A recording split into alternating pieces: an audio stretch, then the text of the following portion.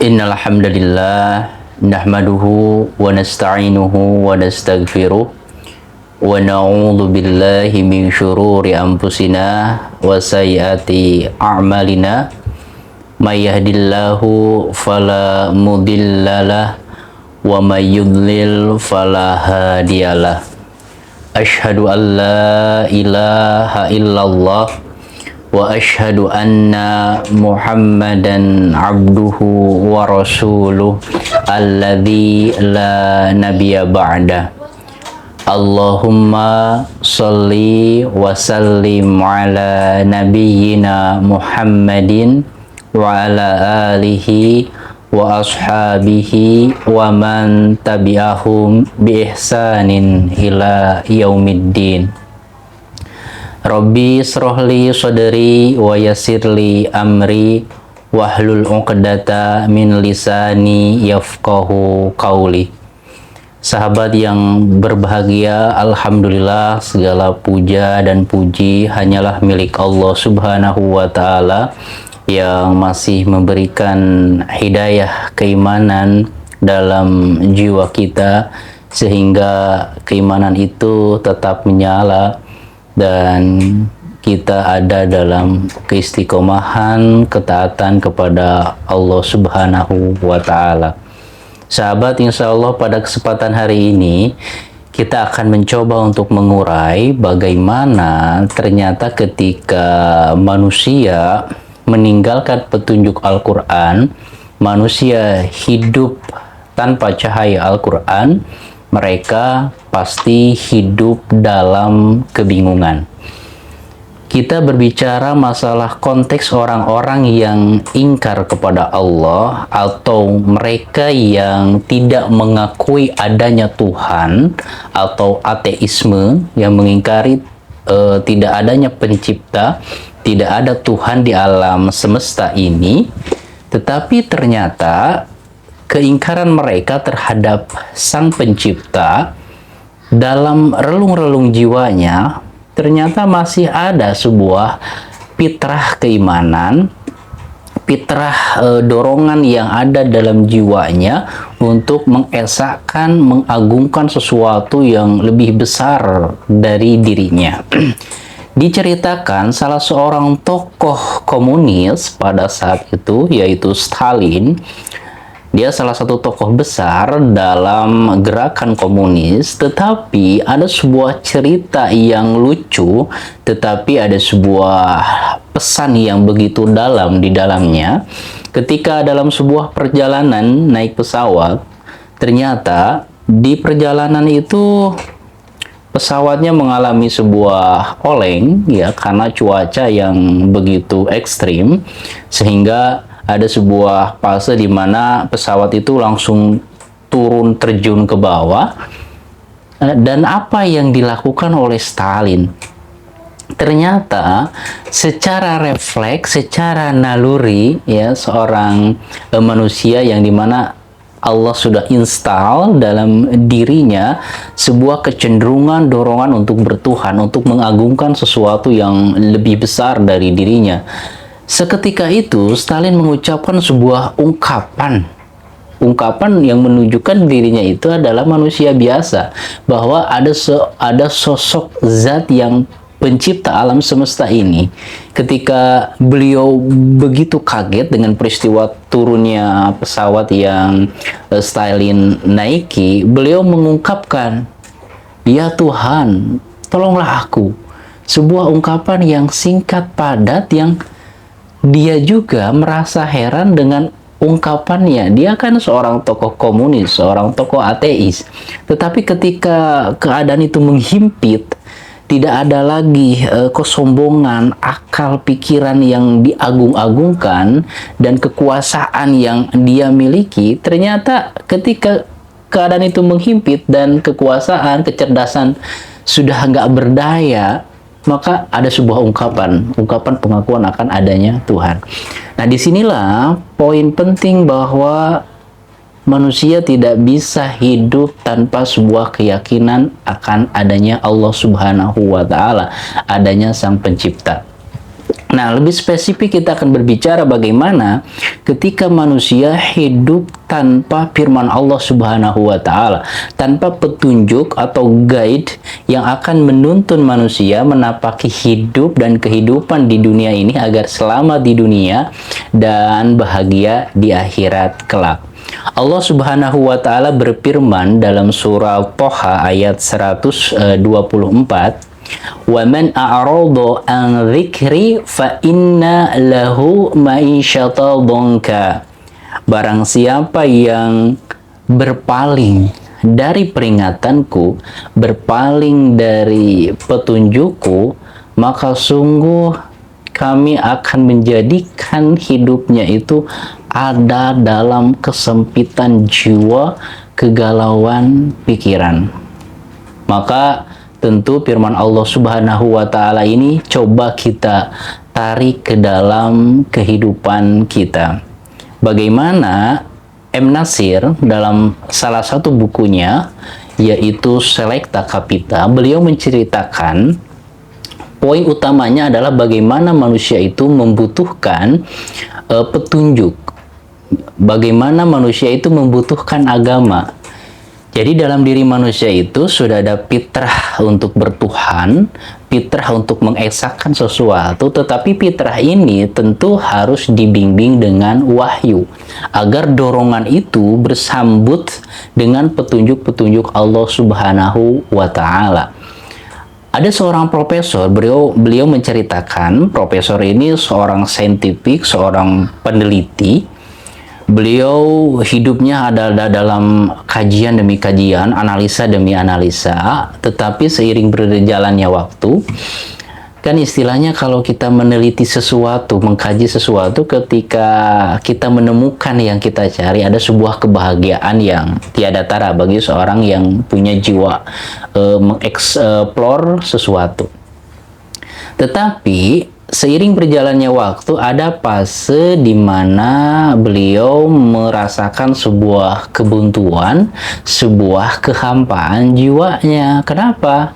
Karena ini kok penelitian nggak ada habis-habisnya. Ketika terbongkar suatu fenomena, sudah terjawab, ya dianalisa, sudah menemukan jawaban, ternyata di balik penemuan itu ada lagi misteri selanjutnya. Ketika diteliti, ada jawabannya, ada sebuah istilahnya itu spekulasi hasil dari penelitiannya. Tidak berhenti di sana, ternyata ada misteri lanjutan, sehingga beliau menyimpulkan apa konklusi atau apa ini muaranya itu kok nggak ada habis-habisnya. Maka secara tangki jiwa yang membutuhkan penyaluran akan kecerdasan yang meneliti sudah tersalurkan. Tetapi ada sebuah tangki atau ruang kosong dalam jiwanya yang ilmuwan ini nggak isi. Jadi secara keilmuan terus ya, totalitas, karena hidupnya memang dalam kajian keilmuan. Tetapi dalam segi ruang keimanan kosong. Jadi penelitian yang dilakukan itu seolah-olah hampa, nggak membuat sebuah pondasi kehidupan. Jadi hampa. Akhirnya di tengah-tengah kehampaan itu, karena tidak ada cahaya keimanan yang menerangi jiwanya, akhirnya beliau membuat sebuah surat catatan sebelum profesor ini bunuh diri. Ya karena tadi ya, jadi membuat sebuah surat yang intinya adalah kajian demi kajian, penelitian demi penelitian dia sudah lakukan, tetapi ada sebuah ruang kosong dalam jiwanya yang mengakibatkan hampa jiwanya dan seolah-olah tidak punya tujuan hidup. Akhirnya beliau bunuh diri dan membunuh anaknya. Kenapa? Karena takut anaknya mengalami sebuah fenomena yang dia alami. Itu contoh sederhana, salah satu contoh simple bagaimana kita memahami ternyata manusia tidak bisa hidup tanpa petunjuk Allah. Ketika manusia mencoba untuk memungkiri itu, di waktu-waktu tertentu bisa jadi mereka enjoy saja, mereka berjalan aktivitasnya, tetapi ada suatu waktu titik jenuh yang dimana membutuhkan siraman rohani, membutuhkan siraman iman.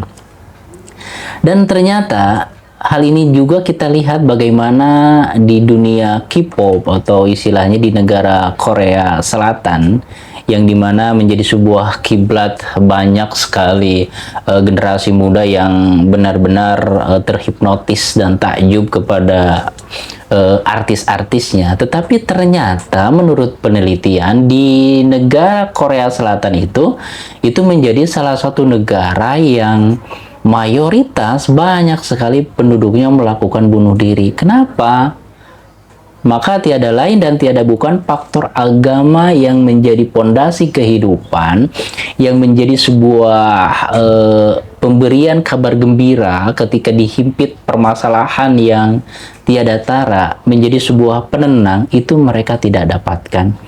Jika kita tarik dalam konteks di lingkungan kita, ya mungkin banyak kita mendapati berita-berita selebritis yang banyak, ya tidak sedikit selebritis yang sudah populer, yang secara dunia mungkin dibukakan oleh Allah Subhanahu wa Ta'ala, tetapi kosong jiwanya dari panduan keimanan. Mereka bergembira ketika kebanyakan di tengah halayak umum, ya, tetapi ketika selesai kegiatan mereka merasakan kok kosong ya, jiwa itu kok hampa. Ketika mereka kembali dalam kehidupan yang lebih privasi, kok hampa dan ditimpa berbagai permasalahan, tidak ada sandaran untuk menguatkan jiwanya, menguatkan psikologisnya. Akhirnya mereka mencari pelampiasan untuk lari dari itu semua, walaupun sesaat, ya mungkin ke dugem atau bahkan sampai ke minum makan obat-obatan terlarang, ya, dan kasus-kasus banyak sekali terungkap.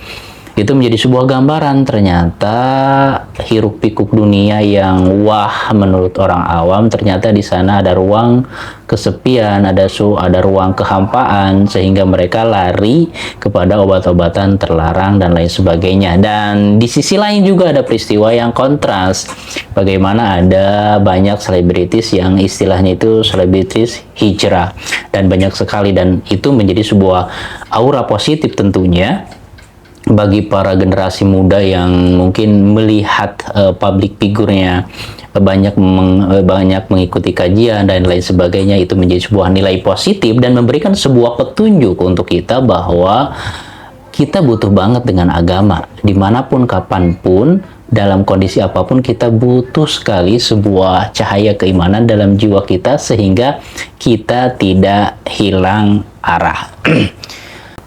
Jika hal ini kita tarik ke dalam kehidupan yang lebih relate, yang lebih personal ke dalam diri kita, mengenai bagaimana ketika kita meninggalkan petunjuk Al-Quran, bagaimana kehidupan kita tanpa cahaya Al-Quran. Ketika kita terbangun pola pikir kita bahwa kemuliaan itu ada dalam dunia yang ada dalam genggaman kita, atau secara personal kita mempunyai sebuah mindset, anggapan bahwa dunia adalah standar dari kemuliaan, standar dari keberhasilan. Tetapi di sana kita melihat ada sebuah kesalahan dalam sudut pandang ini. Kenapa? Karena ternyata itu sebuah anggapan yang keliru. Kenapa? Karena inilah yang akan menjadikan jiwa kita terhimpit, yang membuat kehidupan kita menjadi suram ketika kita tidak diberikan dunia. Ketika Allah menakdirkan kehidupan kita terbatas dari segi ekonomi, itu kita akan menjadi sebuah insan yang hilang kewarasan diri kita. Sebagaimana firman Allah Subhanahu wa Ta'ala dalam surat Al-Fajr ayat 15 dan 16 yang menggambarkan banget bagaimana pola pikir kita ketika kita diberikan dunia, seolah-olah Allah sudah memuliakan kita. Tetapi ketika Allah menyempitkan dunia kita, seolah-olah Allah menghinakan kita, padahal tidak seperti itu. Kemuliaan seseorang itu adalah ada ketika dia mampu menjaga hubungannya dengan Allah Subhanahu wa Ta'ala. Sebagaimana firman Allah, fa'ammal insanu idza mabtalahu rabbuhu fa akramahu wa na'amahu fayaqulu rabbi akraman. Dan adapun manusia ketika Allah mengujinya dengan kemuliaan, diberikan nikmat, dia pun mendeklarasikan dalam dirinya, Tuhanku sudah memuliakanku. Tapi sebaliknya ketika Allah mengujinya, wa amal insanu idza mabtalahu faqadara alaihi rizqahu fayaqulu rabbi ahanan. Dan ketika Allah menyempitkan rezekinya, menyempitkan dunianya, maka dia mengatakan, Tuhanku telah menghinakanku. Nah, inilah yang menjadikan hati kita sempit ketika sudut pandang kita tidak memakai petunjuk dari Al-Quran. Kita mempunyai sudut pandang yang dibentuk oleh kehidupan sosial media yang menjadikan dunia sebagai patokan kemuliaan. Kita lebih meratapi hidup ketika kita disempitkan dalam dunia. Kita merasa sempit kehidupan kita ketika kita tidak mendapatkan peluang-peluang yang menghasilkan pundi-pundi uang dan lain sebagainya. Tetapi sayangnya kita tidak merasa rugi, tidak meratapi diri ketika kita tidak melaksanakan sholat dengan khusyuk. Kita biasa-biasa aja. Nah, inilah salah satu contoh sempitnya hidup ketika cahaya Al-Quran tidak menyinari sudut pandang kita. Kita tidak meratapi hidup ketika kita tidak melakukan taubat kepada Allah, seolah-olah diri kita itu manusia yang suci tanpa dosa. Ketika kita melakukan dosa, kehilapan, kita biasa aja. Kita istighfar biasa aja, tidak melakukannya secara benar-benar kepada Allah Subhanahu wa Ta'ala. Kita baru merasa meratap diri kita, merasa sedih banget ketika sesuatu yang berkaitan dengan dunia itu luput dari kita. Kita sedih banget. Tapi ketika hal-hal yang berkaitan dengan keimanan, dengan ibadah kepada Allah, kita tidak merasa rugi gitu. Kita kesiangan sholat subuh, tidak melaksanakan qobliyah subuh, kita enjoy aja gitu. Padahal pahala sholat qobliyah subuh itu kan lebih baik daripada dunia dan isinya. Tetapi ketika kita tidak mendapatkan posisi jabatan, kita tidak mendapatkan keuntungan dunia atau rugi secara finansial ketika melakukan jual beli ataupun yang lainnya, kita sedih, kita meratap dan lain sebagainya. Nah, inilah salah satu yang mengakibatkan sempitnya hidup kita karena sudut pandang yang salah, tidak memakai kacamata Al-Quran. Dan juga dalam firman Allah yang lain yang sangat relate banget dengan kehidupan kita, ketika Allah menguji kita dengan ujian-ujian yang menghimpit. Ketika kita ditinggalkan pasangan, ada sebuah ruang kosong dalam kehidupan kita. Ada sebuah luka yang menganga, ada sebuah kesedihan yang tiada tara karena kita kehilangan sandaran kehidupan. Ketika kita melihat dari sudut pandang hawa nafsu saja, ketika kita mengubur keimanan dalam jiwa kita, maka sungguh ujian yang sangat perih ini akan membuat hidup semakin sempit. Bahkan tidak sedikit ya orang yang diberikan ujian yang begitu menghimpit mengakhiri hidupnya dengan bunuh diri ya, menggantung dirinya di bawah pohon toge dan pohon-pohon yang lainnya.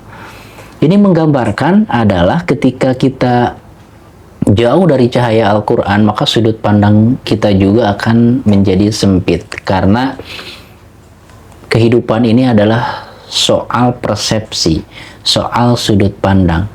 Maka ketika kita melihat sesuatu dengan sudut pandang positif, dengan kacamata Al-Quran, maka kita akan belajar untuk ikhlas, belajar untuk ridho, dan ketika kita ridho dan ikhlas, Allah lapangkan jiwa kita.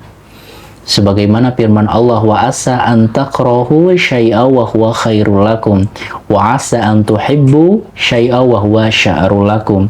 Bisa jadi sesuatu yang kamu benci mungkin gagal dalam mewujudkan sebuah tujuan, atau mungkin ketika kamu melakukan sebuah target-target, mungkin ada yang iri, dengki, menghalangi jalan kamu.